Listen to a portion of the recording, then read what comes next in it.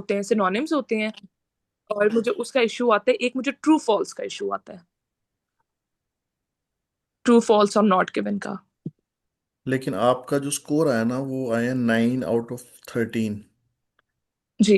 इसका मतलब है कि आपका भी लेवल काफ़ी लो है। अच्छा, दो चीज़ें। जी। एक तो ये है कि कुछ टेक्निक्स तो होती हैं जिस तरह कीवर्ड्स हैं, स्किमिंग है, स्कैनिंग है। लेकिन जी। एक होता है कि आप पूरा एक मेरी तरफ से पूरे 60 मिनट्स ले लें। वैसे 20 मिनट्स में आपने अटेम्प्ट करना होता है। क्या 60 मिनट्स के बाद भी आप इसके अंदर से आप सारे अटेम्प्ट कर पा रही हैं या नहीं कर पा रही, ये क्वेश्चन है।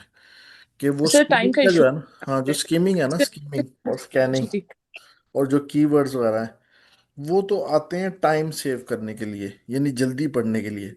लेकिन क्या ओके। ओवरऑल आपकी जो कॉम्प्रिहेंशन है, जो आपकी अंडरस्टैंडिंग है वो, और जो जो राइटर का इंटेंडेड मीनिंग है वो सेम है, ये एक क्वेश्चन है।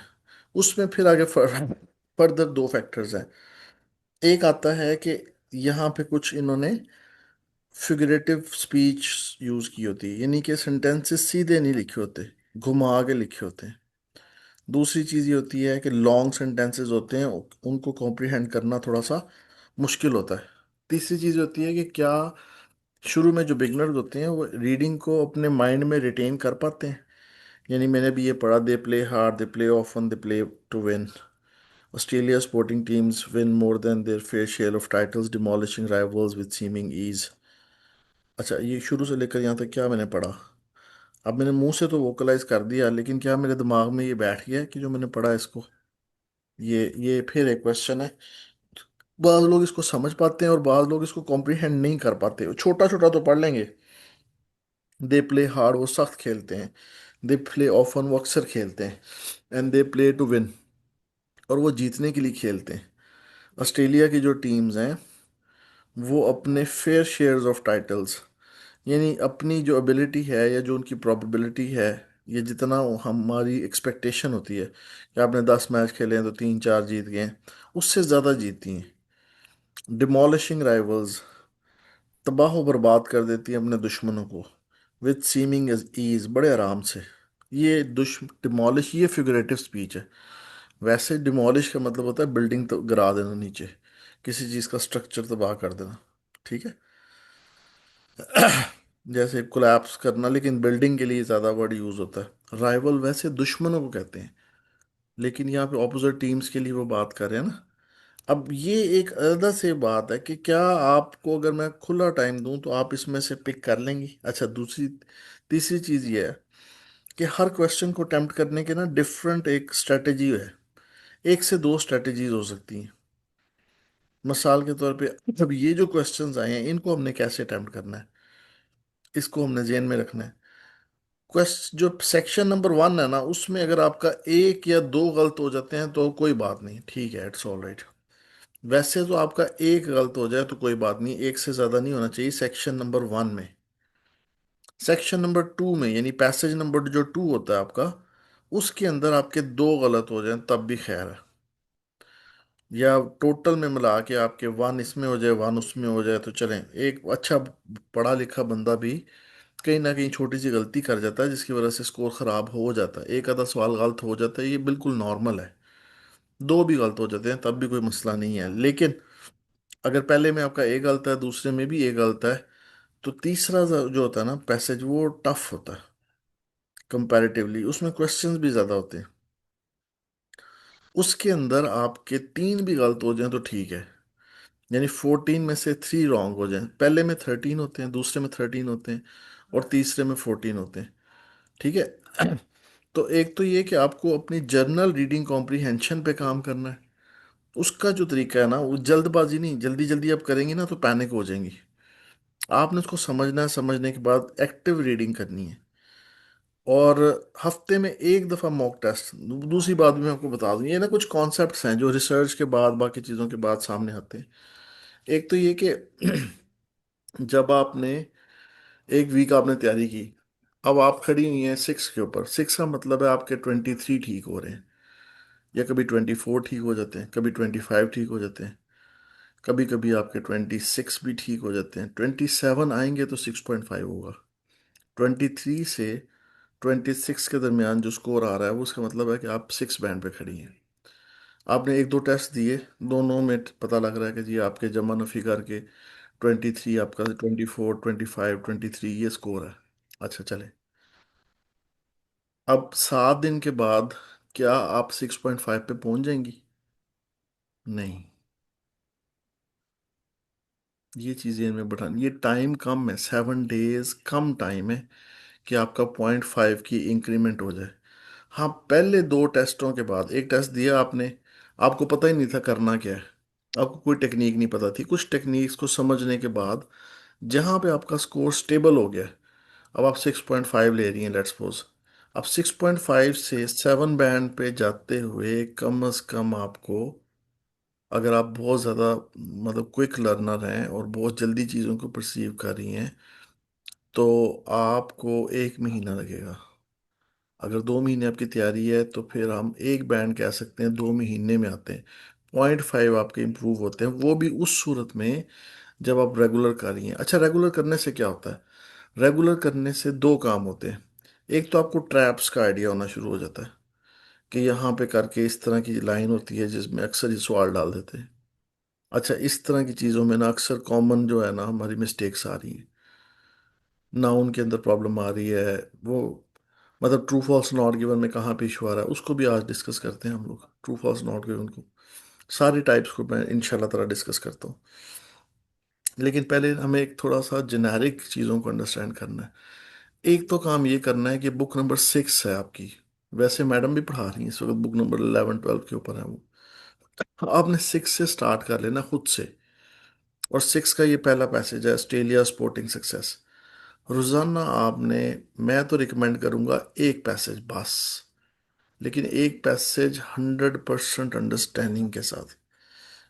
अभी ये अटेम्प्ट नहीं करना इस वजह से, ये जो है आपने फाउंडेशन बिल्डअप कर रहे हैं आप। अटेम्प्ट आप करें तकरीबन 10 दिन के बाद, आज अगर 9 है तो आप 19 या 20 को एक मॉक टेस्ट अटेम्प्ट करें, और वो भी टाइम बाउंड ना करें उसको, तकरीबन 1 आवर 30 मिनट्स में करें। टाइम बाउंड हम उस वक्त करेंगे जब ओपन टाइम में आपके 35 ठीक हो रहे हैं 40 में से। मैं आपको 3 आवर्स देता हूँ, आपने हेल्प कहीं से नहीं लेनी, और आप वो 3 आवर्स के अंदर आराम से सोचें, बहुत ज़्यादा सोचें, एक एक लफ्ज़ को देखें। जब आपकी तसल्ली हो जाए, 5 5 दफ़ा पढ़ें, 10 10 दफ़ा पढ़ें, उसके बाद मुझे 35 ठीक करके दिखाएं। नहीं होंगे 35 ठीक। अगर आपके 6 यानी कि 23 ठीक हो रहे हैं, तो इसका मतलब है अभी हम टाइम बाउंड, तो हम आएंगे एंड में। प्रॉब्लम ये आ रही है कि आप स्कोर कर रही हैं 1.5 घंटे में 35 आउट ऑफ 40, और जैसे ही आपका टाइम 60 मिनट कर दिया जाता है तो आप नीचे गिर के 6.5 पे आ जाती हैं, यानी 27 आउट ऑफ 40 आ जाता है। अब टेक्निक्स काम आएंगी कि स्किमिंग क्या करनी है, स्कैनिंग क्या करनी है। कीवर्ड शुरू से स्टार्ट हो रहे होते हैं, ठीक है ना, कि स्किमिंग और स्कैनिंग का जो दो वर्ड हम अक्सर यूट्यूब पे इधर उधर सुनते हैं ना, ये आपकी स्पीड रीडिंग से मुतल्लिक होता है। स्किम करना और स्कैन करना, स्कैन कहते हैं ढूंढना, एक लफ्ज है, पूरे टेक्स्ट में से उसको स्कैन करना, उसका सिनोनिम। और स्किम कहते हैं पैराग्राफ के स्टार्ट की लाइन को पढ़ के उसका सेंट्रल आइडिया ढूंढना है कि इस पैराग्राफ में किस तरह की बात की जा रही है। क्वेश्चन में से कीवर्ड को पिक करना है आपने, पिक करने के बाद आपने वापस आके ढूंढना। अब ये देखें, आपने ये क्वेश्चन अटेम्प्ट किए होंगे जिसमें पूछा जा रहा है कि क्वेश्चन नंबर 1 से 5 तक लाइंस दी हुई हैं, और आपने बताना है ए से लेकर एफ तक जो पैराग्राफ है उसमें कौन से पैराग्राफ में ये लाइन है। अब आपकी टेक्निक आपने क्या यूज़ की होगी, यकीनी तौर पे आपने क्वेश्चन नंबर 1 पढ़ा होगा, उसको ढूंढना शुरू कर दिया होगा। कभी आप ए को पढ़ती होंगी, कभी बी को पढ़ती होंगी, कभी सी को पढ़ती होंगी, और आपको वो exchange of expertise between different sports ये नहीं मिल रहा होगा कहीं पे। ऐसी बात ही है ना। Yes sir. अच्छा, इतना, फिर एक के बाद तीसरे पे चली जाती होंगी, फिर चौथे पे चली जाती होंगी, फिर जल्दी से वापस आती होंगी, फिर जहाँ पे कहीं थोड़ा बहुत समझ आती होगी वहाँ पे तुक्का लगा देती होंगी कि बस यही पैराग्राफ है मेरा ख्याल से। 100% आपको कंफर्म नहीं होगा ना, आप सेटिस्फाई होंगी अपने ही दिए हुए आंसर से, और आप लगा देती होंगी कि ये आंसर है, क्योंकि इन्होंने ये लाइन तो लिखी कोई नहीं हुई। इन्होंने बातें की हैं, उन बातों में से आपने इन्फर करना है कि डिफरेंट स्पोर्ट्स के अंदर जो डिफरेंट एक्सपर्टीज है उनको एक्सचेंज किया जाता है। तो अगर आप इसको, इस तरह के क्वेश्चंस को, ये जो भी आपने 1 to 7 देख रही हैं, इस तरह के क्वेश्चंस को आपने इस तरह अटेम्प्ट किया कि पहले आपने क्वेश्चन पढ़ा और उसके बाद आप पैराग्राफ पढ़ रही हैं, तो ये आपका क्वेश्चन सारा खराब हो जाएगा। हो सकता है कि पहले का आंसर आखिर में हो, फिर जब दूसरा पढ़ेंगे फिर शुरू से पढ़ना शुरू कर देंगे, आपको याद तो नहीं ना हो रहा कि आपने पहला पढ़ा तो आपको याद हो गया, दूसरा भी याद हो गया, तीसरा क्वेश्चन नंबर 2 के अच्छा अच्छा है तो तीसरे में है। वो याद वाली भी बात होती है, वो जब फाइनल आपकी, जब आपकी प्रोफिशिएंसी काफ़ी ज़्यादा बढ़ जाती है तब हम पिक कर लेते हैं, लेकिन शुरू में ये नहीं होता। अब इसका तरीका क्या है? ऐसे क्वेश्चन जो कि एमसीक्यूज जो कि आते हैं basically, which paragraph contains this information, ये मालूमात किस पैराग्राफ में है? और एक और भी बात लिखी हुई है, you may use any letter more than once, यानी कि नीचे वाली जो क्वेश्चंस हैं, हो सकता है क्वेश्चन नंबर 2 का आंसर सी पैराग्राफ में हो और 5 का भी सी हो में हो, ये पॉसिबिलिटी है। तो अब हम ये नहीं करेंगे कि एक सवाल को पकड़ेंगे सारा पैसेज पढ़ेंगे, फिर दूसरे को पकड़ेंगे फिर सारा पैसेज पढ़ेंगे, फिर तीसरे को पकड़ेंगे फिर सारा पैसेज। इसका मतलब है 5 सवालों के लिए आपने 5 दफा पूरा पैसेज पढ़ लिया, तो आपका टाइम सारा ही खत्म हो गया एग्जाम का। वो तो आप नहीं कर पाएंगी ना, फिर जब टाइम गुजरेगा तो पैनिक भी ज्यादा होना शुरू हो जाएगी कि अब मैं क्या करूं। मेरा ख्याल इस तरह हुआ आपके साथ आज।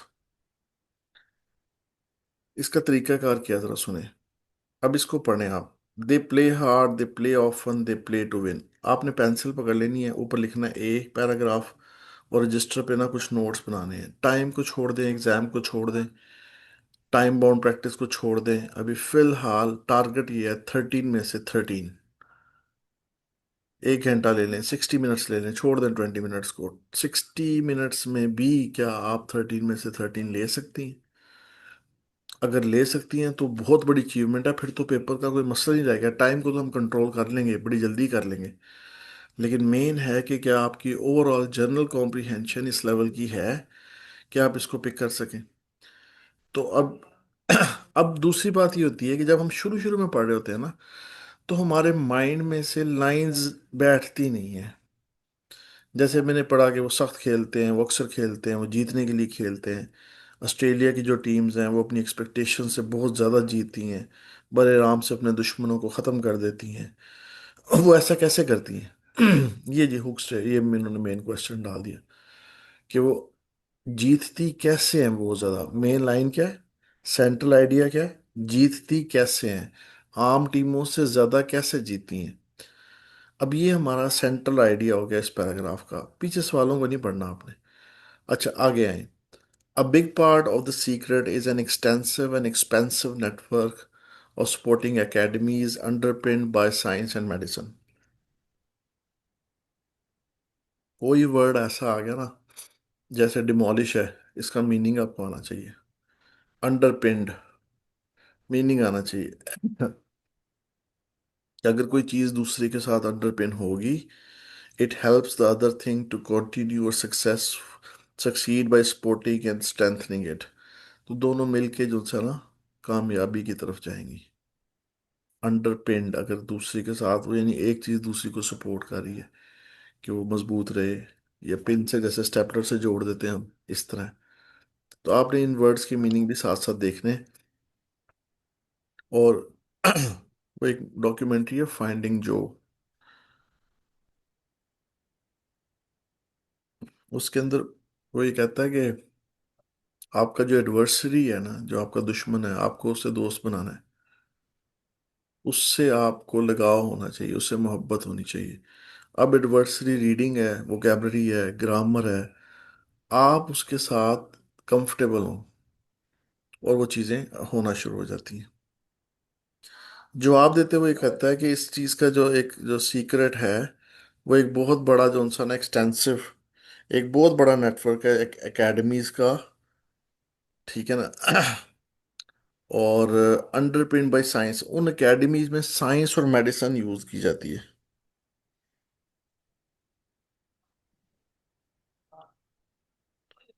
अच्छा जी आगे चलते हैं। At the Australian Institute of Sport AIS। AIS अब एक अदारा है जिसके अंदर hundreds of youngsters and sports pros, जहाँ पे हंड्रेड्स ऑफ यंगस्टर्स जो से और प्रोज जो से वो live and train under the eyes of coaches. एक सेकंड जरा ठहरिए।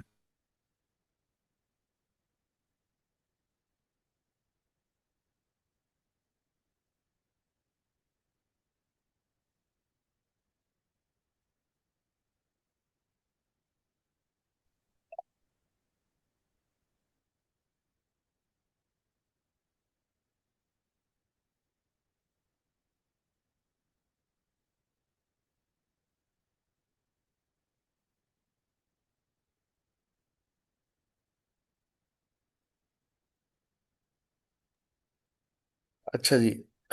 ये सकीना मैंने ना आपसे ही पूछना भी, ठीक है? आपने अटेम्प्ट भी किया हुआ है, ज़रा थोड़ा सा आपसे मैं थोड़ा सा डिस्कस करूंगा इसको। वो कहता है AIS के अंदर hundreds of youngsters and pro कहते हैं प्रोफेशनल्स को। प्रोज क्लिपिंग है, जैसे हस्बैंड को हबी कह देते हैं, सिस्टर को सिस कह देते हैं। इसी तरीके से प्रो जो सा ना, वो प्रोफेशनल्स को कहते हैं।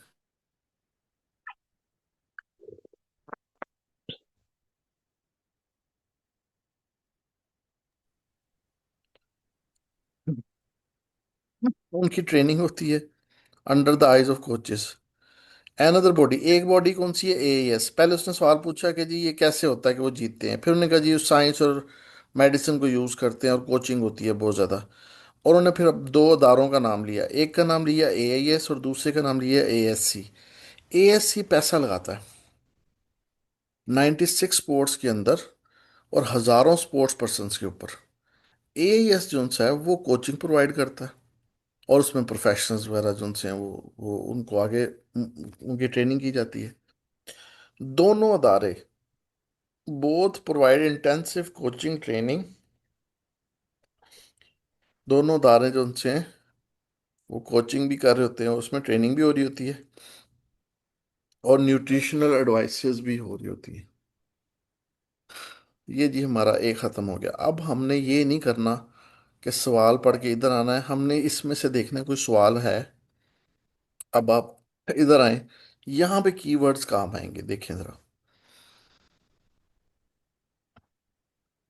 इस पूरे पैराग्राफ के अंदर हमारे जेहन में बैठा हुआ है, मेरे जेहन में है, मैं आपको रिपीट भी कर सकता हूँ। इसमें पहले बताया गया कि जी ऑस्ट्रेलिया की टीमें जीतती कैसे हैं, फिर उसी का जवाब खुद ही देते हैं। कहते हैं जिनकी ट्रेनिंग होती है, साइंस और मेडिसिन यूज़ होता है। फिर बताते हैं दो अदारे हैं, एक का नाम AIS है, एक का नाम ASC है। AIS जो सा है वो कोचेज़ वगैरह प्रोवाइड करता है, ASC जो सा है पैसे लगाता है, और दोनों मिलकर इनकी ट्रेनिंग करते हैं। ये टोटल पैराग्राफ में ये बातें की गई हैं। अब मैं आता हूँ यहाँ पे आके, मैंने हाथ में पेंसिल पकड़ ली। एक्सचेंज ऑफ एक्सपर्टीज का नाम ही कहीं नहीं है। यानी कि एक्सचेंज कहते हैं तब्दीली करना एक्सपर्टीज को डिफरेंट स्पोर्ट्स, स्पोर्ट्स को भी नहीं बताया, मुख्तलिफ तरह के स्पोर्ट्स को। ये दो कीवर्ड इस पूरे पैराग्राफ में एग्जिस्ट नहीं करते।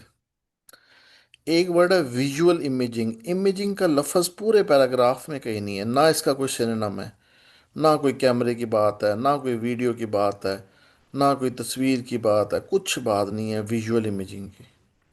ना ही इसमें किसी रिसर्च की बात की गई है। इन्वेस्टिगेशन का मतलब होता है research. A reason for narrowing the scope of, कोई रिसर्च एक्टिविटी की बात नहीं की गई पहले पैराग्राफ में। तीनों में से कोई भी नहीं है इसके अंदर। How some AIS ideas, AIS के आइडियाज की कोई बात नहीं की गई।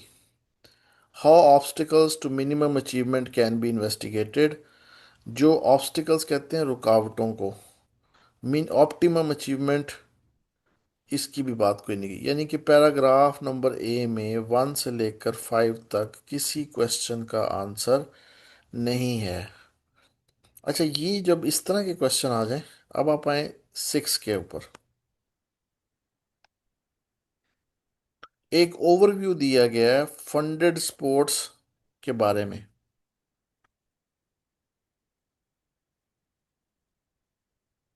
एक ओवरव्यू, बिल्कुल पैसों की बात की गई है, स्पोर्ट्स को फंड करने की बात की गई है एथलीट्स को। इस पैराग्राफ में बताया कि जो एएससी है वो फाइनेंस प्रोवाइड करता है, बिल्कुल की गई है। How performance requirements are calculation, performance requirement की पूरी में बात ही कोई नहीं की गई, और कैलकुलेशन किसी भी इवेंट की भी बात नहीं की गई। इस पूरे पैराग्राफ में किसी इवेंट का जिक्र ही नहीं है। एक चीज रह जाती है नंबर 6, कि फंडेड सपोर्ट, सपोर्ट कहते हैं इमदाद करना, एथलीट के को पैसे देना, उसका सरसरी बात की गई है, ओवरव्यू किया गया, बहुत डिटेल में तो नहीं, लेकिन जनरल बताया गया कि उनको पैसे दिए जाते हैं। अब ये जो क्वेश्चन नंबर 6 है, इसके सामने मैंने ए पैराग्राफ ये कर दिया। अब अगर मैं इसकी बजाय ये करता कि पहले पढ़ता, तो फिर तो मुझे इनमें से कोई भी नहीं मिलना था, यानी कि मैंने पहले 5 सवालों को ढूंढना था ए में, वो तो मैंने बहुत ज़्यादा पजल हो जाना था। दूसरा, ऐसी इस क्वेश्चन के अंदर और एक लिस्ट ऑफ हेडिंग वाला क्वेश्चन होता है उनके अंदर, दोनों क्वेश्चन के अंदर आपके माइंड में पूरा पैराग्राफ बैठना चाहिए। अगर नहीं शुरू में बैठ रहा तो छोटे छोटे नोट्स बनाएं उसके इर्द गिर्द। ए पैराग्राफ में लिखें कि जी ए पैराग्राफ आपने पढ़ा है, अच्छा जी पढ़ लिया। ए पैराग्राफ के अंदर हमने क्या पढ़ा है जी, ए पैराग्राफ में लिखा हुआ है, पॉइंट्स बनाए आप इस तरह। पहले लिखा है कि ऑस्ट्रेलिया की जो टीम है वो विन करती है, ठीक है ना, मोस्ट मैचेस, ये छोटा सा अपने से बना लें। नंबर 2, दूसरा ये है कि कैसे करती हैं, हाउ का क्वेश्चन पूछा गया है।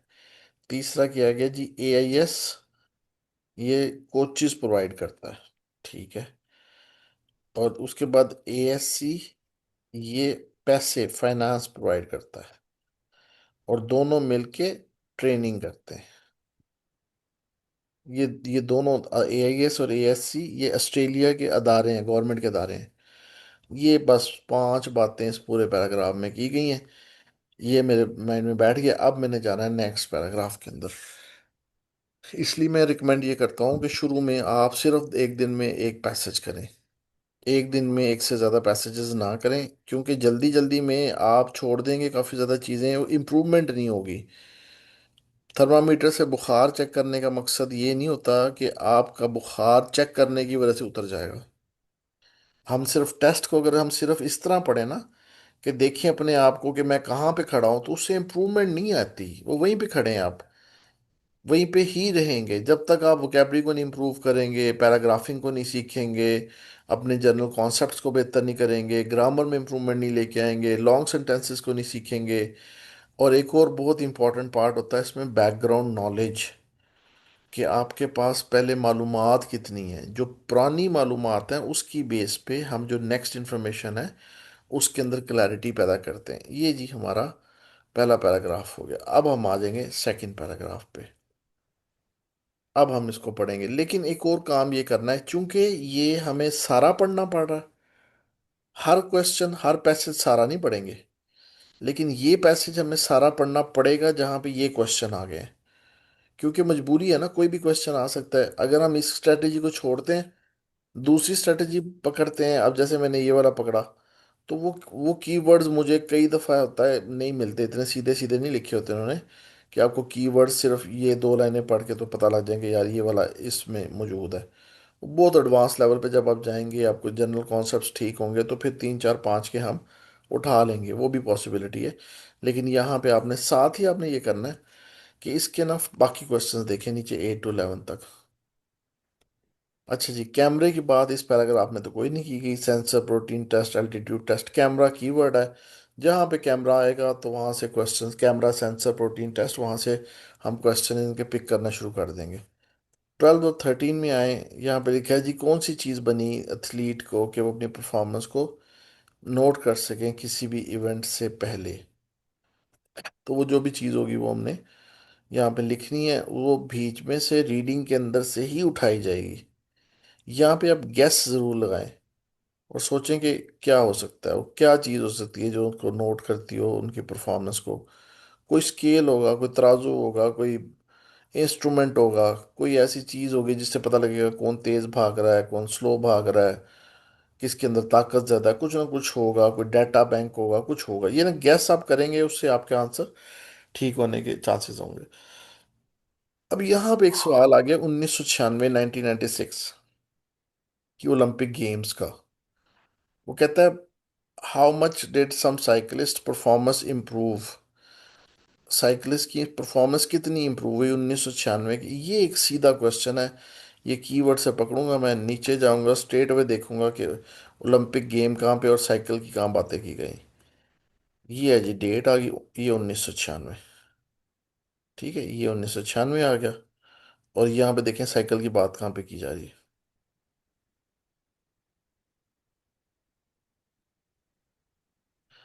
इन्होंने कूल एंड जैकेट बनाई थी एंड्योरेंस बढ़ाने के लिए। एंड्योरेंस किसे कहते हैं जी स्कीना, एंड्योरेंस किसे कहते हैं?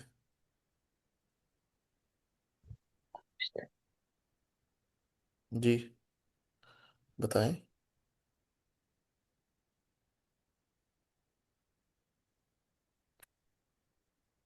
हाँ जी, सकीना एंड्योरेंस किसे कहते हैं?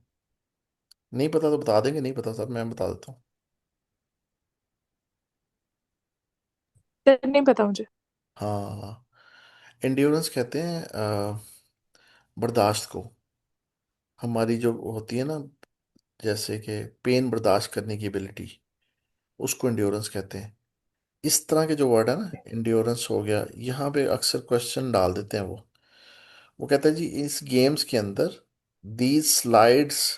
अब ये जो कूलर जैकेट थी ना, और ठंडी करने वाली कोई जैकेट थी, the sliced as much as 2% of cyclists and rovers time.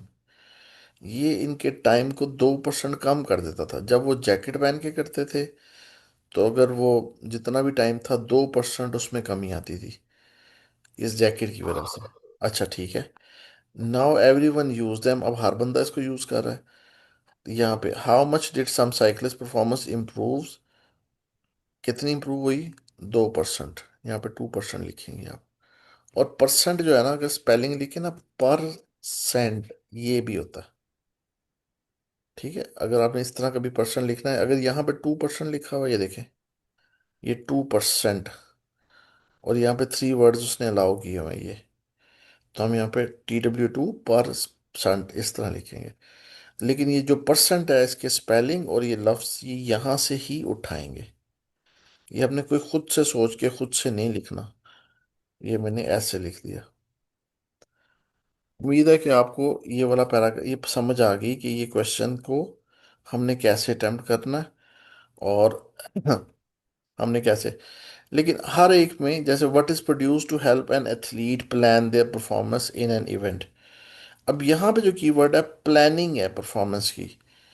Planning के लिए कौन सी चीज बनाई गई? आप देखें यहाँ पे आगे कोई प्लानिंग से मुतलिक बात की जा रही होगी। अब ये प्लानिंग अगर तो हम वो पढ़ते आ रहे हैं ना, एक एक पैराग्राफ, तो फिर तो साथ साथ हमने नीचे वाले क्वेश्चंस को भी अटेम्प्ट करते जाना है। अगर नहीं तो फिर हम लोग क्या करेंगे, कुछ क्वेश्चंस के अंदर नहीं हम ऐसा करेंगे, डायरेक्ट आके पढ़ेंगे। वैसे एक थोड़ी देर ज़रा प्रैक्टिस कर लें तो 10-12 मिनट में एक पैसेज हो जाता है आराम से। आज जी हम सेकंड पैसेज पे आते हैं। यहाँ पे किसी ने कुछ पूछना हो तो मैं आपको बताता हूँ क्वेश्चंस को अटेम्प्ट करने के पॉइंट ऑफ व्यू से। शगुफ्ता ये ज़रा लकीरें साफ करें, आप क्या कर रही हैं?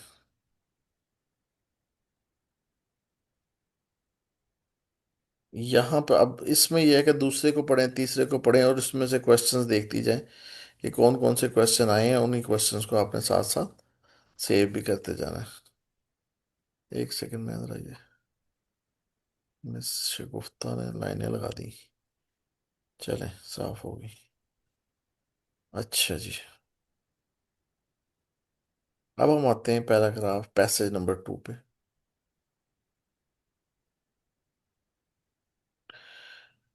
डिलीवरिंग द गुड्स, चीज़ों को डिलीवर करना। अब ये देखें जी, पहले टाइप क्या है। वो कहते हैं इसके 9 पैराग्राफ हैं। ठीक है जी, ABC छोटे छोटे 9 पैराग्राफ हैं। और vast expansion in international trade owes much to revolution in the business of moving freight. ठीक है, वो कहता है suggestion for improving trade in the future.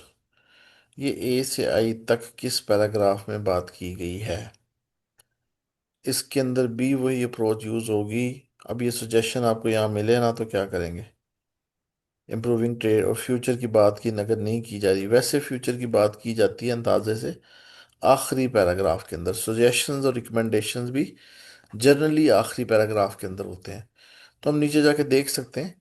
Anyway इसका भी तरीकाकार ये है कि 14 से लेकर 17 तक जो क्वेश्चंस हैं आप इसको पढ़ें पैराग्राफ को, और फिर इनको अटेम्प्ट करें।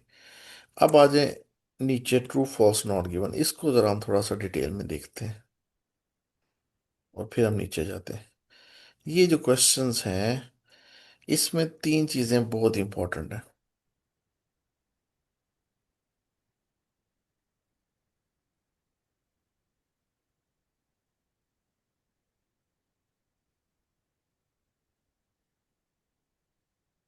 अच्छा, इसमें नाउन कौन कौन से हैं मुझे बताएं सकीना। इस पैराग्राफ में नाउन कौन कौन से हैं? इस लाइन के अंदर कौन से नाउन्स हैं, और वर्ब कौन सा है, और टेंस कौन सा है? ये तीन चीजें बतानी है आपने मुझे। मेन वर्ब क्या है इसमें?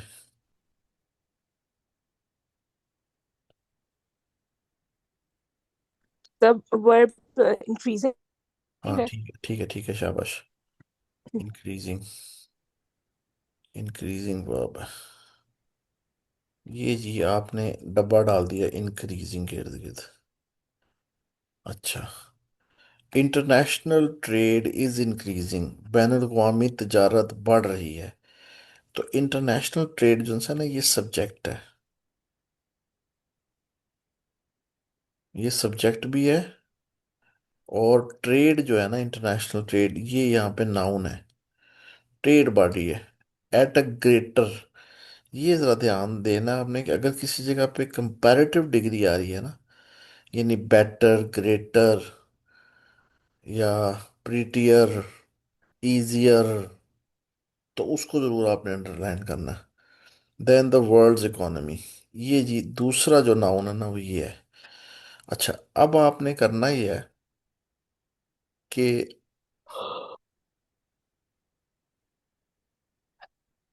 ये जो है ना, ये वाला ट्रेड, ये नाउन है। इधर आ जाए इंक्रीजिंग में, इंक्रीजिंग में ये वर्ब है।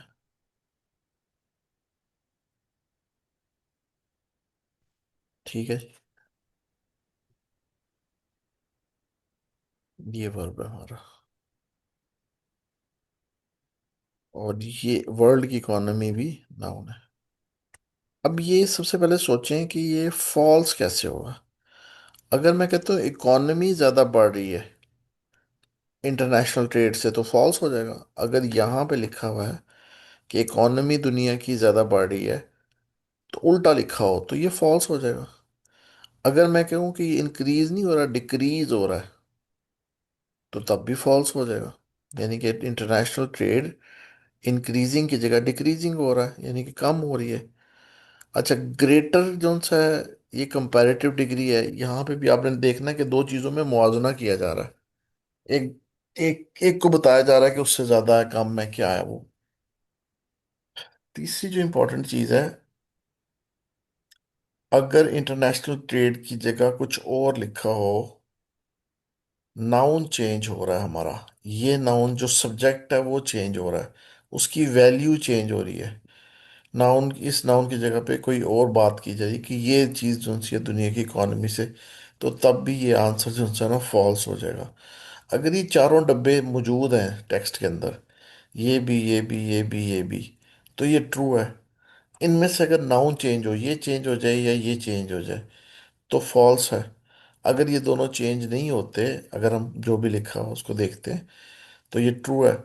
अगर ये इंक्रीजिंग की जगह कोई दूसरा वर्ब हो, यानी इंक्रीजिंग की जगह पे लोग सजेस्टेड लिखा हो, इंक्रीजिंग की जगह पे कुछ और लिखा हो, यानी वर्ब चेंज हो जाए। इंक्रीजिंग डिक्रीजिंग तो एक ही है ना बेसिकली, वो तो एंटीनम्स है ना, एंटीनम्स नहीं है वो इसके। इसको बिल्कुल ही चेंज, यानी कि ईट लिखा हो, हॉट लिखा हो, कोई और वर्ब हो, तो आंसर नॉट गिवन हो जाएगा। वर्ब के चेंज होने से आंसर के नॉट गिवन होने के चांसेस 90% होते हैं। और नाउन के चेंज होने से बात की जा रही है, नाउन चेंज हो रहा है। अच्छा, अब इसी क्वेश्चन को जरा देखते हैं हम लोग। वो कहता है international trade is growing at startling pace. Startling का मतलब होता है चुंधिया देने वाली, बहुत ज्यादा, जो आंखों के अंदर रोशनी पड़ती है ना, जैसे जो दुनिया की ट्रेड है, तजारत है, वो बड़े तेजी से बढ़ रही है। ठीक है। While global economy has been expanded at a bit over 3% a year. वो कहता है जबकि दुनिया की इकोनॉमी जो सी है वो 3% के रफ्तार से बढ़ रही है। दुनिया की मईशत में इजाफा 3% हो रहा है। द वॉल्यूम ऑफ ट्रेड, लेकिन जो ट्रेड है, has been rising at a compound annual rate of about twice that. इसके भी 3% के डबल से है, यानी 3 है तो उसको 9% कर लें, ये इससे ज़्यादा कर लें, उससे आपकी जो ट्रेड है वो बढ़ रही है। तो इंटरनेशनल ट्रेड बढ़ रही है, ज़्यादा तेज़ी से बढ़ रही है वर्ल्ड इकोनॉमी से। आंसर जी ट्रू सर। है। आंसर यहाँ पे हम्म, हम लिखेंगे ट्रू। ठीक है, समझ आ गई बात। अच्छा, अब हम आते हैं क्वेश्चन नंबर 19 पे। वो कहते हैं cheap labour guarantees effective trade condition. ये ना आपने बॉक्सेस जरूर बनाने हैं इनमें, ये जरा ध्यान रखिएगा, या कोई लाइन लगा लें, कुछ भी करें। वो कहते हैं एक्सक्यूज मी चीप। सर। हाँ जी, हाँ जी, बोले। सर मैंने पूछा था, आपने भी क्या कहा था कि अगर वर्ब चेंज होगा तो आंसर नॉट गिवन होने का के ज्यादा नाइन्टी हो। परसेंट चांसेस हैं। अगर वर्ब चेंज होगा तो आंसर इंक्रीजिंग की जगह वर्ब भी चेंज हो जाए ना, कुछ और लिखा हुआ, स्लीपिंग आ जाए, कुछ और आ जाए। जी। ठीक है। बेशक इंटरनेशनल ट्रेड भी जी लिखा है, जी। वर्ल्ड इकोनॉमी भी लिखा हुआ है, लेकिन इंक्रीजिंग की जगह कुछ और बात की जा रही है। अब मेरी बात सुने, इसकी एक एग्जांपल मैं देता हूँ। मैं कहता हूँ कि जी डॉक्टर मुनीबा ने किंग एडवर्ड मेडिकल, फातिमा जना मेडिकल कॉलेज से 1999 में ग्रेजुएशन की, या आपने बेसिकली एमबीबीएस किया। ठीक है। अब डॉक्टर मुनीबा की बजाय मैं डॉक्टर आतिफा कर दूं तो आंसर रॉन्ग हो जाएगा। 1999 की जगह पे मैं लिख दूं 2000 तो आंसर रॉन्ग हो जाएगा। एमबीबीएस की डिग्री की जगह मैं कुछ और बीएस फलां कर दूं, आंसर रॉन्ग हो जाएगा। अच्छा, अगर मैंने यहाँ पे लिखा कि उन्होंने वहां से किया, तो इन बाकी में चेंज करता हूँ तो आंसर फॉल्स होते जा रहे हैं सारे के सारे। लेकिन अगर मैं कहता हूँ 1999 में डॉक्टर मुनीबा अपनी दोस्त से मिलने फातिमा जिन्ना मेडिकल कॉलेज में, अपनी दोस्त जो कि एक डॉक्टर बन रही थी, उससे मिलने के लिए फातिमा जिन्ना मेडिकल कॉलेज में अक्सर आया जाया करती थी। अब देखें, डॉक्टर मुनीबा भी आ गया, 99 भी आ गया, फातिमा जिन्ना मेडिकल कॉलेज भी आ गया, और सारा एमबीबीएस का लफ्ज भी बीच में आ गया। लेकिन आया जाया करती थी आप, तो इन आंसर नॉट गिवन होगा। समझ आ रही बात। जी ठीक है सर। नॉट गिवन इसलिए होगा, वो बात ही नहीं हम कर रहे। बेशक आपके सब्जेक्ट और ऑब्जेक्ट और बाकी चीजें सेम है, लेकिन बात तो किसी और डायरेक्शन में जा रही है ना। हाँ, अगर एमबीबीएस की जगह कोई और डिग्री होती तो फॉल्स हो जाता, आपकी जगह कोई और नाम होता तब भी फॉल्स हो जाता, 99 की जगह पे 96 8 आ जाता तब भी फॉल्स हो जाता। और आपकी जो फातिमा जना मेडिकल कॉलेज की जगह कोई और मेडिकल कॉलेज का नाम होता तब भी फॉल्स हो जाता। समझ आ रही बात। फॉल्स होने के लिए नाउन्स, और नाउन में जी ये होता है कि स्टेटमेंट सेम होती है, वैल्यू चेंज हो रही होती है नाउन की। आंसर जो सा कॉन्ट्राडिक्ट कर रहा होता है, ये देखें। कॉन्ट्राडिक्ट का मतलब ये है कि कोई लफ्ज चेंज हो गया, वहां पे कोई वेरिएबल, नाउन या सब्जेक्ट या ऑब्जेक्ट, इसमें से कोई ना कोई गलत आप इंफॉर्मेशन दे रहे हैं। बात तो मौजूद है लेकिन गलत है। लेकिन अगर सेम सेम है तो फिर एग्री आ जाएगा। तो ये आपने इस चीज़ को, इससे आपके 100% ठीक होंगे ये। थोड़ी सी प्रैक्टिस कर लें।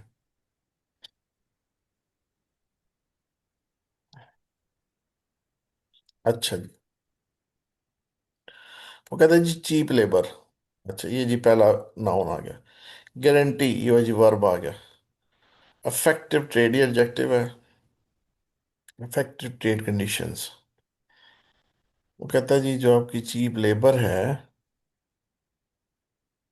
वो गारंटी देती है कि आपकी ट्रेड जो सी है ना बड़ी जबरदस्त रहेगी। तो यहाँ पे देखें चीप लेबर,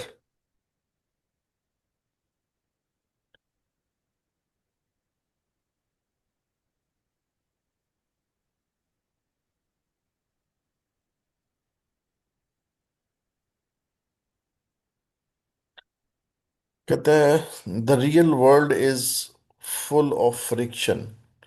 दुनिया में चीजें बड़ी मुख्तलिफ होती हैं। चीप लेबर में make Chinese clothing competitive in America. कहते हैं सस्ती लेबर है उससे अमेरिका के अंदर चाइना की जो सी क्लोथिंग है उसको कंपटीशन मिलता है।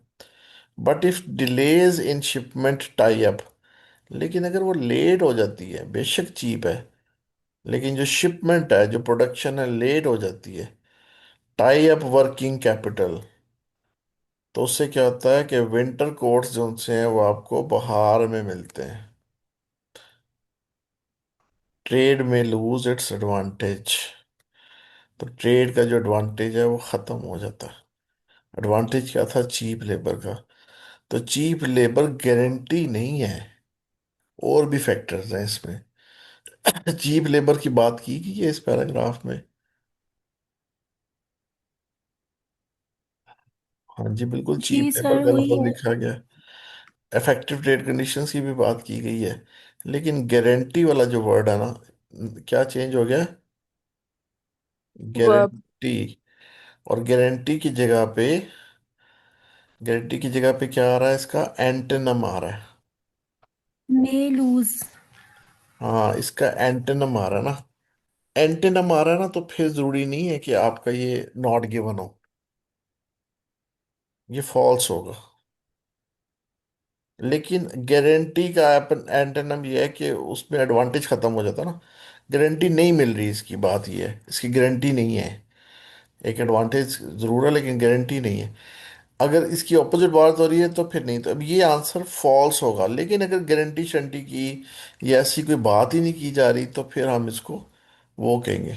जैसे इंक्रीज की जगह डिक्रीज डाल जाता तो वो फॉल्स हो जाना था, लेकिन इंक्रीज की जगह सजेस्ट आ जाए तो नॉट गिवन आ जाएगा। मेरी बात समझ आ रही है? यहाँ पे वो कह रहा है कि ये हो सकता है कि चाइनीज में। अच्छा, एक और चीज, उसको भी छोड़े आप। अगर मैं सिंपल इस लाइन की बात करूं, चीप लेबर में make Chinese clothing competitive in America, और इसको देखें, इन दोनों में क्या फर्क पड़ रहा है? सर एक में गारंटीज है, एक में मे मेक। हाँ जी, एक के अंदर इसकी जगह पे में का वर्ड में ऐड कर दूं अगर,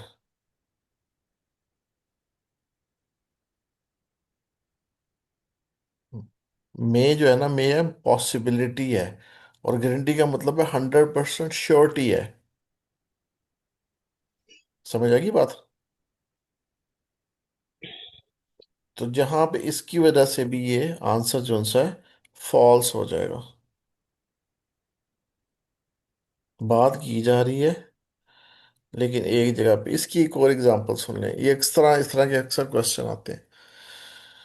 मैं कहता हूँ जी ईयर 2025 में द ब्रिटिश लैंग्वेज इंस्टीट्यूट के तमाम तर स्टूडेंट्स ने इनरोलमेंट अपने मतलूबा बैंड आइल्स में अपने डिजायर बैंड हासिल कर लिए। अच्छा ये जी क्वेश्चन की स्टेटमेंट है। द ब्रिटिश लैंग्वेज इंस्टीट्यूट के तमाम तर स्टूडेंट्स ने ईयर 2000 के अंदर या ईयर 2025 के अंदर अपने डिजायर बैंड्स हासिल कर लिए आइल्स में। अब उसमें जो लिखा होगा ना पैराग्राफ में, वो लिखा होगा जी द ब्रिटिश लैंग्वेज इंस्टीट्यूट इतने साल में अपना काम शुरू किया, उसमें ये बंदा था जिसने शुरू किया, उसके बाद उसकी टीम में फलां फलां मिल गए, फिर उन्होंने इस पे काम किया, यहाँ पे लोकेट करते थे, और उसके बाद फिर तकरीबन 10 साल गुजरने के बाद उनके रिजल्ट्स में काफ़ी बेहतरी आना शुरू हो गई, और 2025 के अंदर उन्होंने सिग्निफिकेंट रिजल्ट्स प्रोड्यूस किए, और एक बहुत बड़ी तादाद जो सी थी वहाँ के स्टूडेंट्स की उन्होंने अपने डिज़ायर बैंड हासिल कर लिए। चलो, अब सवाल के अंदर ये है कि 100% स्टूडेंट्स ने कर लिए, और जो उसके अंदर है, टेक्स्ट के अंदर है, टेक्स्ट में बातें हो रही होंगी ना, पूरी लाइन तो नहीं लिखी होगी। उन बातों में से जब हम इन्फर करेंगे तो वहाँ पे लिखा हुआ है कि ज़्यादातर स्टूडेंट्स ने।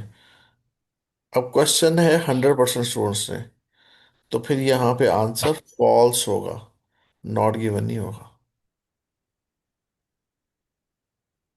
समझ आ गई बात? इस चीज को भी आपने माइंड में बिठाना है। अच्छा जी, एक और क्वेश्चन को देखते हैं।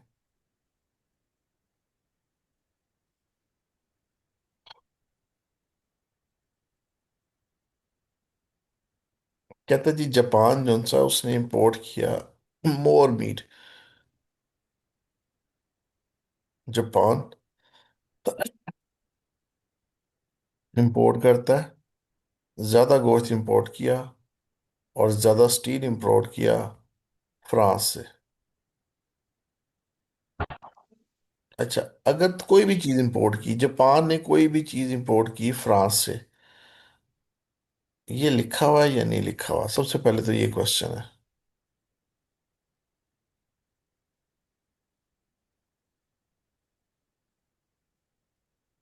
ये देखिए,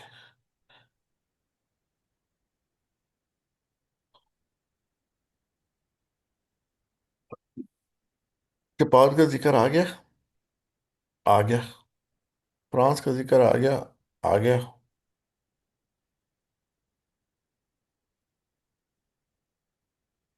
अब जापान ने फ्रांस से गोश्त तो ये इंपोर्ट किया, ये कहीं नहीं लिखा हुआ कि इंपोर्ट किया इस मुल्क ने इस मुल्क के साथ। तो आंसर नॉट गिवन है, सिंपल आंसर नॉट गिवन है। खाली जापान और फ्रांस लिख देने से, बेशक यहाँ पे मीट का भी जिक्र आ जाए, अगर यहाँ पे मीट आ जाए, स्टील भी आ जाए, देखें, ये ले, मीट और स्टील भी आ गया। अब इसके अंदर जितने कीवर्ड्स थे सिर्फ सारे के सारे आ गए, मेन वर्ब गायब हो गया। मेन वर्ब जो सा था, ये है ही नहीं। इंपोर्ट वाली बात ही नहीं है, ना इंपोर्ट की बात है ना एक्सपोर्ट की बात है। उसका एंटोनिम भी कोई नहीं है। इंपोर्ट भी नहीं है, एक्सपोर्ट भी नहीं है। आंसर क्या हो जाएगा? Not given.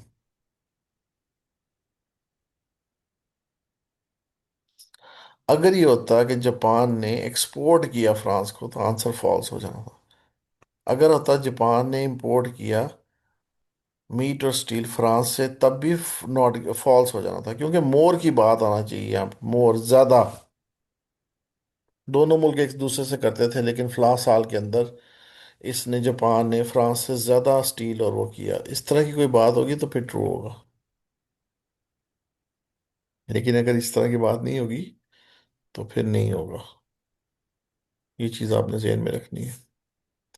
आगे चलें जी। हाँ जी सकीना, समझ आ रही है? अगर आ रही है ना, नहीं आती कहीं पे पूछ लिया करो साथ ही। जी सर, आ रही है। हाँ, बाद में मुझे कहेंगे कि मुझे वो नहीं आ रही, तो फिर मैं वापस नहीं ना आ सकता। अब किसी पॉइंट पे, किसी जगह पे कुछ भी मसला आ रहा है ना, कोई जी सर। वोकेबलरी का आ रहा है, मुझे फौरी तौर पे पूछो कि सर मुझे इसका बता दें, मुझे यहाँ पे क्लियर करके जाएं आप आगे। जी सर, आ रही है समझ। जी। अच्छा जी, आगे चलते हैं। ये जी ट्रू फॉल्स इसी तरह ही है। अगर आपको प्रॉब्लम आ रही है सिर्फ ट्रू फॉल्स में, जब ना आपने डेटा बनाना है डेली पे, आप देखें ट्रू फॉल्स है, लिस्ट ऑफ हेडिंग है, एमसीक्यूज है, पहले टेस्ट में, दूसरे टेस्ट में, तीसरे टेस्ट में, 10 टेस्टों के बाद आप निकालें कि सबसे ज्यादा सवाल कौन सी टाइप के गलत हुए हैं, और उसके सर पैसेज का मेरे तो टाइटल भी लिख। सारे फॉल्स। हाँ जी। जी सर, मेरे सारे फॉल्स और नॉट गिवन में मिस्टेक्स हो रही थी, लेकिन अब मैं इंशाल्लाह ये वाली स्ट्रैटेजी से करूँगी।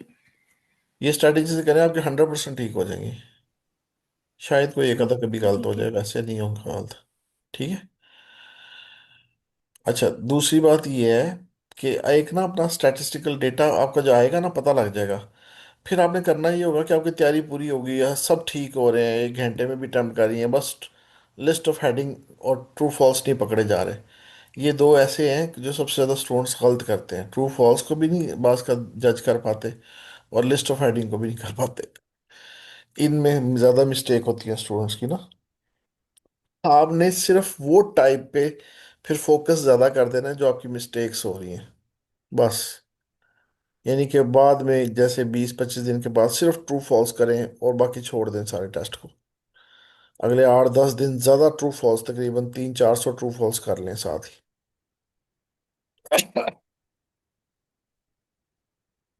अच्छा, आगे चलते हैं। अब क्वेश्चन नंबर 23 से 26 तक है। वो कह रहा है कि जी ये फिल इन द ब्लैंक्स करनी है लेकिन ऊपर से उठानी है आपने। ये क्वेश्चन नंबर 23 है। आपने बताना है कि मॉडर्न कार्गो हैंडलिंग मेथड्स। यहाँ पे कीवर्ड्स बड़े काम आते हैं, कीवर्ड्स के बगैर ये नहीं होगा। एक तो मॉडर्न कार्गिंग हैंडलिंग मेथड्स, ठीक है जी। Have had a significant effect, इसका इफेक्ट हुआ। As the business of moving freight become increasingly streamlined, ये स्ट्रीमलाइन हो गया जी, चीज़ों को मूव करने का बिजनेस है। तो मॉडर्न मेथड ने, अब यहाँ पे इफेक्ट का एक, इसके सिनोनिम देखें क्या हो सकते हैं। इफेक्ट के इम्पैक्ट भी हो सकता है, ठीक है ना। इसको ध्यान में रखना है कि उसने इफेक्ट किया। अब वापस आए, अब देखिए यहाँ पे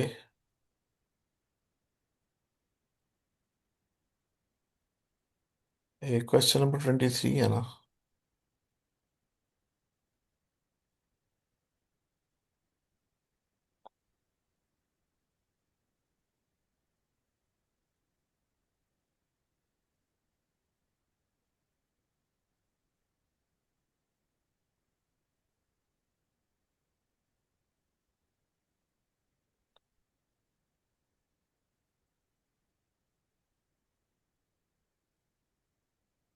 अच्छा, इसमें ना एक मैं बात बताऊँ, ये होगा ही होगा, ऐसा नहीं होगा कि इसके अंदर लिखा ही ना हो। ये ले जी।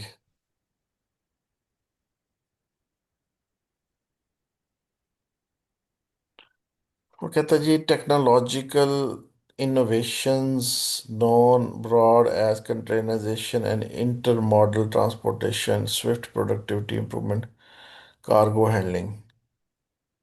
चले जी, कार्गो हैंडलिंग जो सी है ना, ये कीवर्ड तो हमने लिया एक पकड़।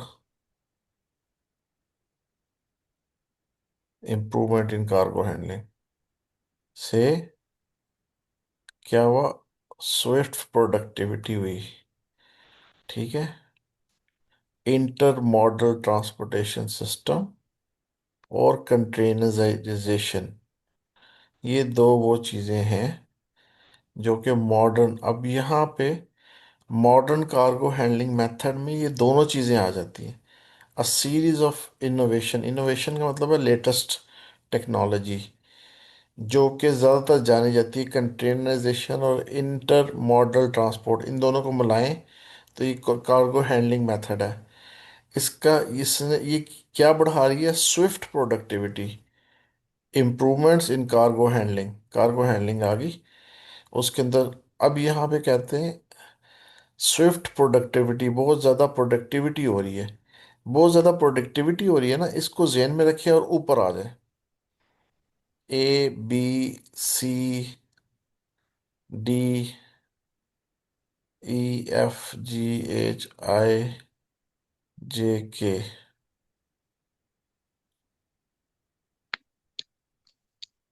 एक सेकेंड, आगे भी देखते हैं जरा इसको।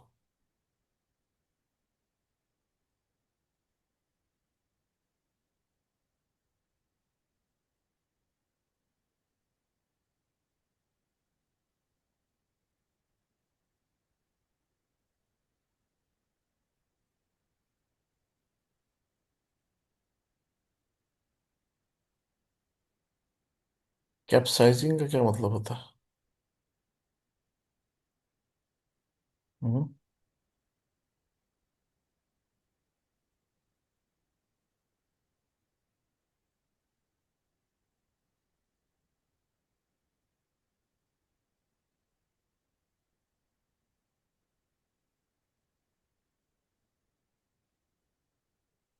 एक मिनट में जरा आगे भी देख लूं।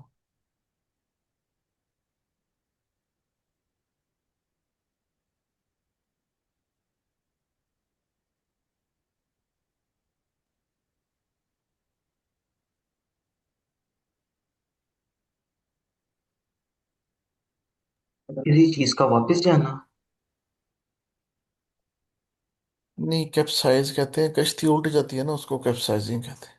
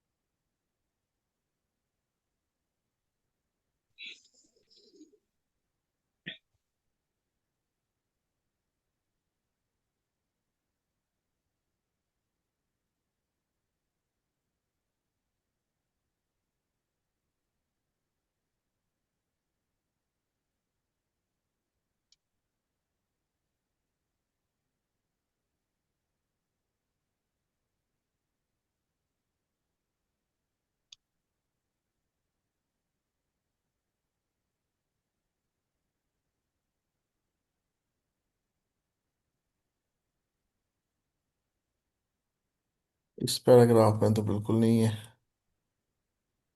23, 24, 25, 26। अच्छा, एक सेकंड ठहरे। As the business of moving freight around the world become increasingly streamlined, as the moving of moving freight, अच्छा ये भी हमने साथ लेके चलना है। Modern cargo handling methods have had significant effect on as the business of moving freight around the world. Moving freight की बात करें, फ्रेट कहाँ पे बात की जा रही है?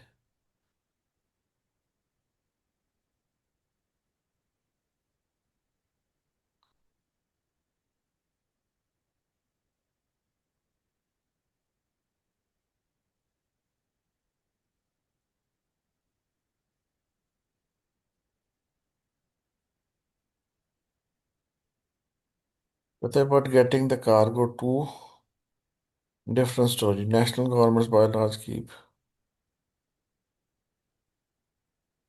for ocean freight. They started changing our mid-century. First airline आगे, haulier railways were freed from restrictions. Between 19 for example, American freight always railways dramatically reduced their employment.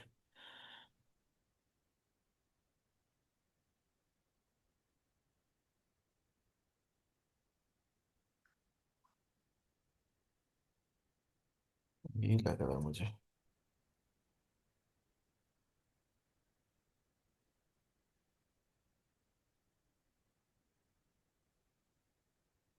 In many countries, system.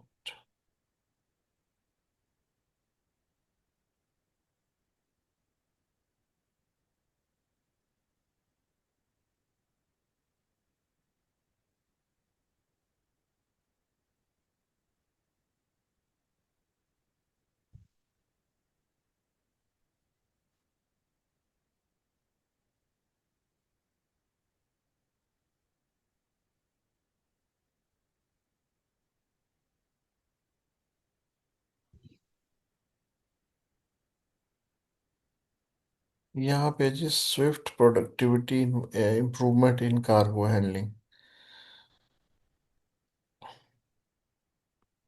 अब swift का मतलब क्या होता है? Tariff है, components हैं। अच्छा जी। फॉर फॉर years ago, 40-40 साल पहले, employed great many stages of handling।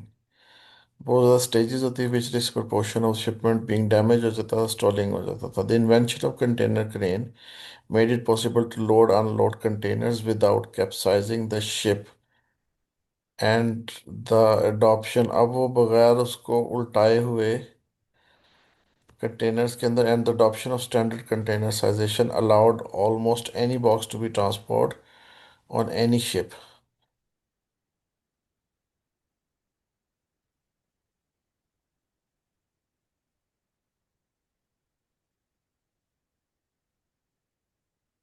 Dual purpose ships carrying loose cargo in the hold and containers on the deck were giving way to all container vessels that moved thousands of boxes at a time.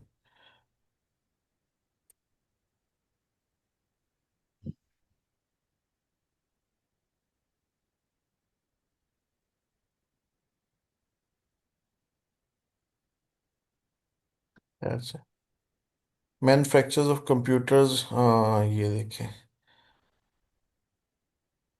वो कह रहा है for instance are able to import dash from overseas rather than local supplier. ये इसके ऊपर आते हैं, इसके साथ ही पीछे वाला है। इसमें ये नहीं था, पीछे है जरा।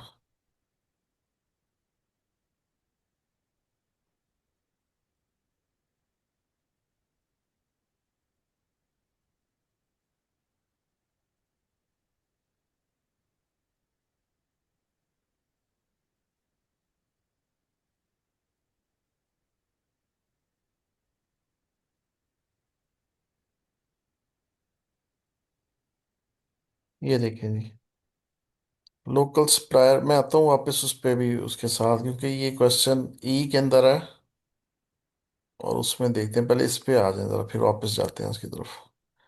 वो कहता है manufacturers of computers are able to import dash from overseas.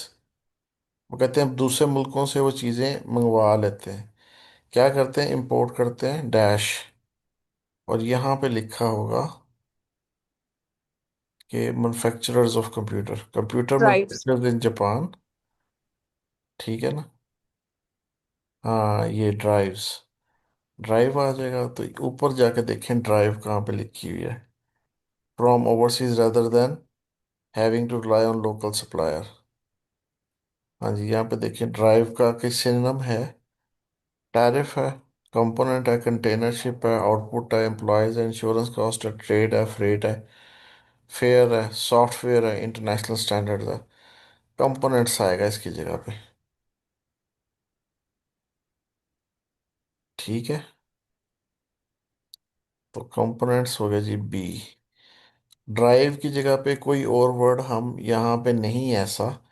ना तो ड्राइव को हम लोग टैरिफ से चेंज कर सकते हैं, ना कंटेनरशिप से, ना आउटपुट से, ना एम्प्लॉय से, insurance cost, trade, freight, fair, software से भी ड्राइव को नहीं चेंज किया जा सकता। इंटरनेशनल स्टैंडर्ड्स नहीं आएगा। तो यहाँ पे हमने बी आंसर लिखा। अब हम चाहे, चूंकि ये ड्राइव वाला वर्ड इधर है, इसके ऊपर जाके देखें अब।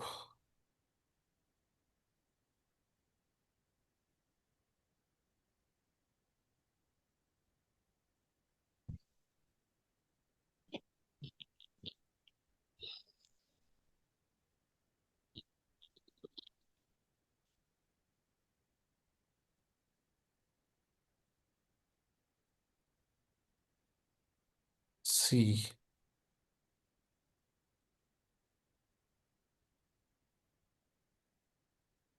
एक सेकंड में जरा इसका आंसर देख के फिर आपसे फाइनल डिस्कस करता हूँ इन दोनों चीज़ों को।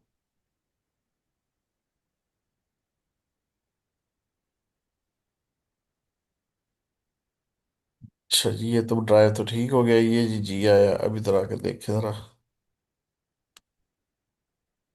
जी ये जी ट्रेड के ऊपर इफेक्ट आ रहा है।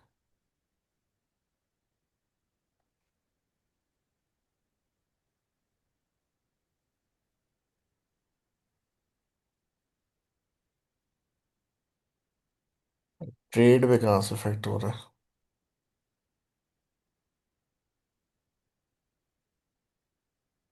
अच्छा ये देखिए, बेसिकली जब हम आते हैं ना सेकंड पैराग्राफ में और थर्ड पैराग्राफ में, तो ये आम रूटीन में ना फिल इन द ब्लैंक्स ऊपर नीचे होते हैं हमारे। लेकिन यहाँ पे इन्होंने बी को ऊपर कर दिया है, नीचे कर दिया है। ये ऊपर वाला पैराग्राफ था और सी जो सा वो नीचे वाले उसमें आ गए, जो कि जी है। अब करना आपने ये है कि इसकी पहले रीजन देख के फिर आपने आगे जाना है। ड्राइव था, ड्राइव का कंपोनेंट हमने लिख लिया ना, और ड्राइव का कुछ भी नहीं आ रहा। अब ट्रेड का देखना है हमने।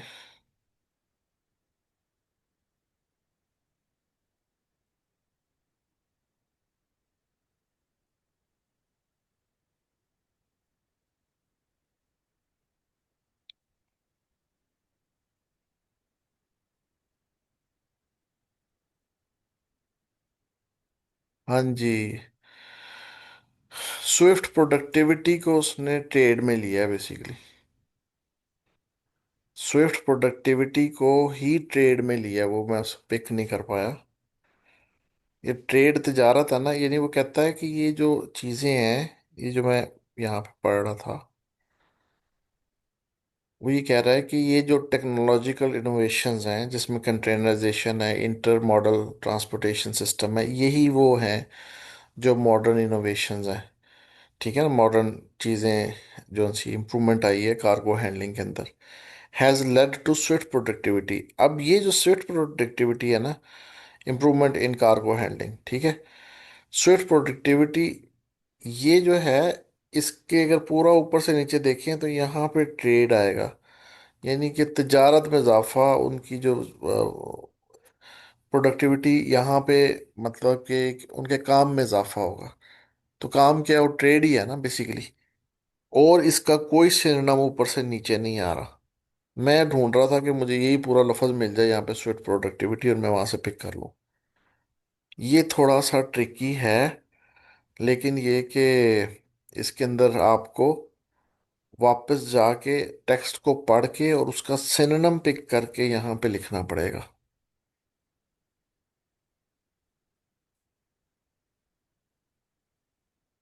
आम रूटीन में ये होता है कि मिलते जुलते वास का हम लोग वर्ड्स लिख लेते हैं।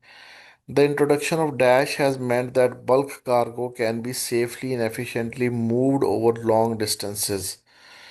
द इंट्रोडक्शन ऑफ डैश, हाँ जी।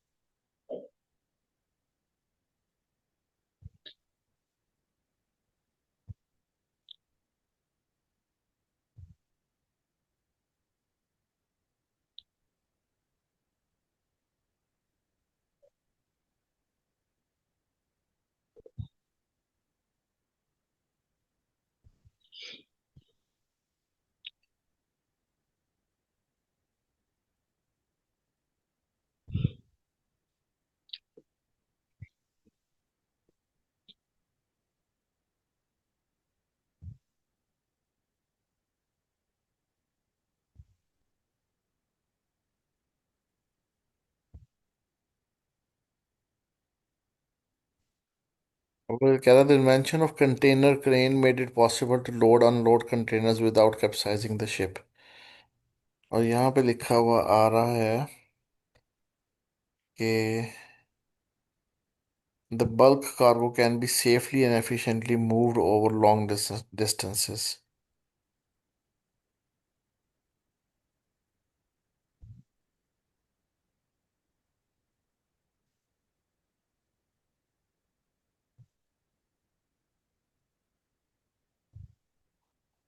Hmm.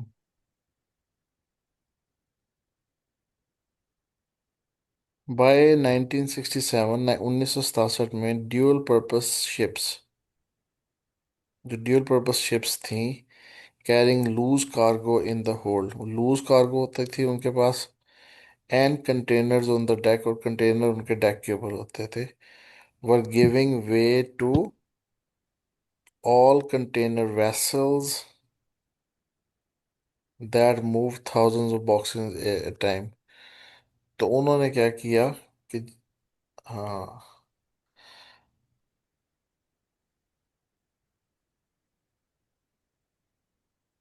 तो यहाँ पे ड्यूअल पर्पस शिप्स,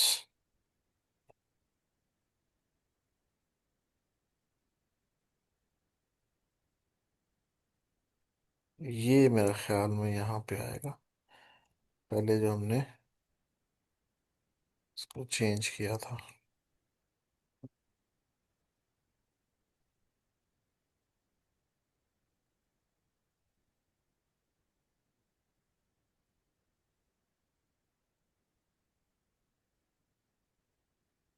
ये जी आ गया, ये देखें थोड़ा सा टेक्निकल है, मैं फिर बता रहा हूँ आपको।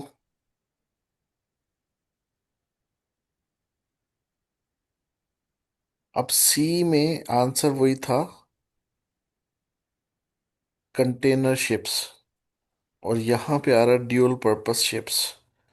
अगर आप इसको पढ़ें, ड्यूअल पर्पस शिप्स जो हैं वो कंटेनर, उसके ऊपर कंटेनर रखे जाने लगे, carrying loose cargo in the hold. उसके अंदर जो जगह होती है ना, वहाँ पे होल्ड नीचे मेंशन किया हुआ उन्होंने। अपने जहाज के अंदर लूज कार्गो रखता था and containers on the deck. इसका मतलब है ये जो ड्यूअल पर्पस है, कंटेनर शिप है। उसके जो उसको अर्शा कहते हैं, जो वो होता है ना एन से, डेक के ऊपर कंटेनर पड़े होते थे। तो अब वो ये कंटेनर शिप्स हैं। अब इस ड्यूअल पर्पस शिप्स में देखो, यहाँ पे कोई और ऐसी बात है, एक ही बात है कंटेनर शिप की यहाँ पे, बाकी ऊपर से नीचे कोई जहाज की बात नहीं की गई। लेकिन आपको पिक करना है कि लाइन ये वही वाली है। अगर पिक कर लिया, कहाँ से हमें पता लग रहा है? हमें पता लग रहा है ये जो लिखा हुआ है, ये were giving way to all container vessels that move thousands of boxes at time। और वहां पे बल्क का लफ्ज लिखा हुआ है इसके सरनेम के तौर पे, ये देखें, बल्क कार्गो ये, ठीक है, ये बल्क कार्गो लिखा हुआ है। और इधर से आप, हाँ, ये दोनों आपस में ये सिनोनिम्स है। यहां से पकड़ा है और फिर इसको देखा है कि इसमें जो सी चीज, ये ड्यूअल पर्पस शिप है। और ड्यूअल पर्पस शिप ऊपर जाके देखें तो इसका कार्गो शिप्स, और पूरे ऑप्शंस में शिप का कहीं जिक्र ही नहीं है। अगर कुछ और होता तो हम सोचते कि यार ये नहीं, ये आंसर है। ठीक है, तो इस तरीके से आपने यहां से पिक करके तो वहां से आंसर को फाइंड आउट करना है। लेकिन ये थोड़ा सा टेक्निकल है। इसमें देखिए, आम रूटीन में नहीं होते, आसान होते हैं। ये वाला थोड़ा सा पैसेज टेक्निकल है। अच्छा, अब हम आते हैं नीचे। ये हो गए कंप्लीट, थर्ड के ऊपर आ पाए।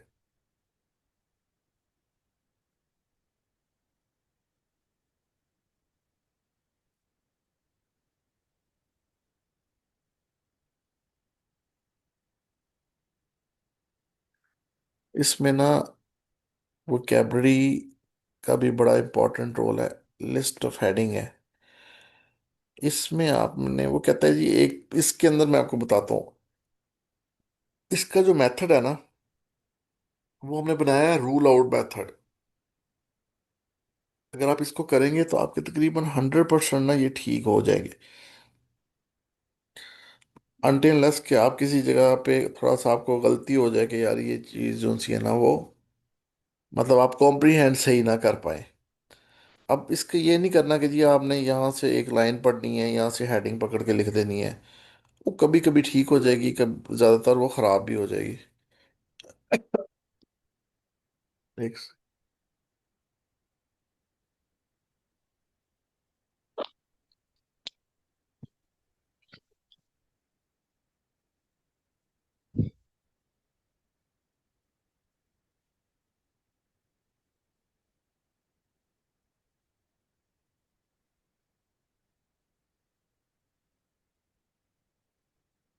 कहते हैं unusual incidents are being reported across the Arctic. गैर अमूमी वाकयात, रूटीन से हटकर वाकयात आर्कटिक में होते रही। आर्कटिक, इन्विट, पोलिनेशियन, ये ना वर्ड आप बड़े पढ़ेंगे रीडिंग के अंदर। ठीक है, बहरहाल वो जो कनाडा है उसके साथ जो ठंडे इलाके हैं ना, उधर की बात हो रही है आर्कटिक की। InvIT families going on of snowmobiles to prepare their summer hunting camps have found themselves cut off from home by a sea of mud following early thaws। जब बर्फ पिघलती है, जमती है, तो उस वक्त ना वो ये कह रहे हैं कि जो इन्विट की फैमिलीज है ना, जो वो नहीं होती, रेडी सी होती है जिसको डॉग्स खींच रहे होते हैं, उसके ऊपर जब जाते हैं तो वो कट जाती हैं क्योंकि समंदर के अंदर सी ऑफ मड आ जाता है। There are reports of losing, of igloo losing, reports ऐसी मिल रही हैं कि इग्लूज जो सी अपनी इंसुलेटिंग प्रॉपर्टीज को लूज कर रहे हैं। जैसा कि बर्फ कभी जमती है, कभी गर्मी है हो रही है, ग्लोबल वार्मिंग हो रही है, जिसकी वजह से बर्फ कभी जमती है, कभी दोबारा से उसके अंदर लिक्विड में आ जाती है। और जो लेक्स हैं ड्रेनिंग इनटू सी एज परमाफ्रॉस्ट मेल्ट्स। अब यहाँ पे एक वर्ड परमाफ्रॉस्ट है, एक थॉ है। ठीक है, परमाफ्रॉस्ट बर्फ की मोटी तह को कहते हैं। ठीक है ना। थॉ जो सारा टाइम पीरियड है व्हेन आइस, स्नो और something else that is frozen thaws it melts, जब वो मिलती है, मेल्ट हो जाती है थॉ। ऐसे टाइम पे जब बर्फ पिघलना शुरू हो जाती है, वो पिघलने के वक्त से पहले ही ऐसा होना शुरू हो जाता है। ये तो आता है ना, जैसे गर्मी का मौसम आ रहा है तो बर्फ पिघल रही है, उससे पहले ही ऐसा होना शुरू हो जाता है। और वो कभी जमती है, कभी पिघलती है। उससे फिर ये होता है कि बर्फ की जो सी तहें हैं मोटी मोटी, वो गिर गिर के नीचे झीलों के अंदर शामिल होना शुरू हो जाती है। And sea ice breaking up earlier than usual. और जो समुंदर की आइस है जिसके ऊपर लोग चलते हैं फिरते हैं, जब वो समुंदर जम जाता है तो वो पहले वक्त से पहले ही पिघलना शुरू हो गई है। Carrying seals beyond the reach of hunters.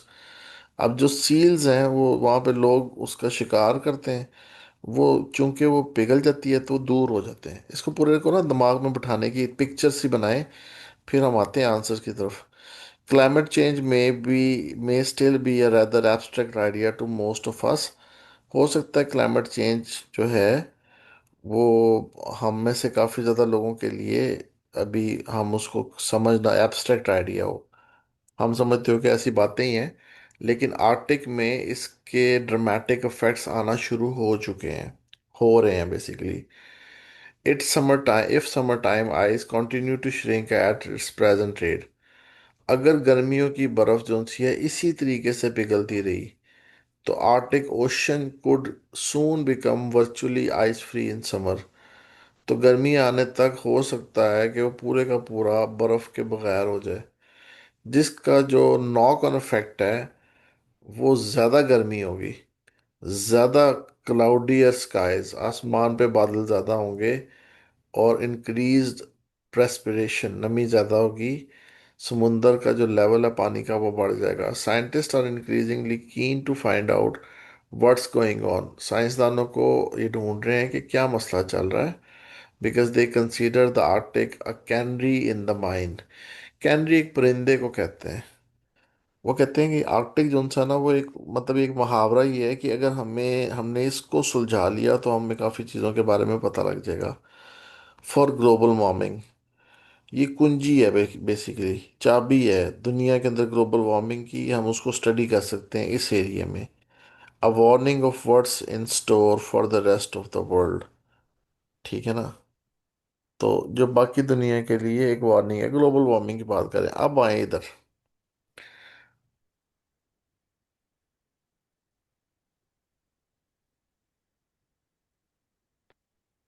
अच्छा, इन्होंने खुद से दे दिया है।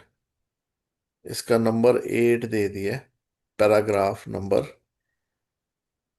ए का। चलें बी की तरफ हम आते हैं, और वो है जी alarm caused by unprecedented events in.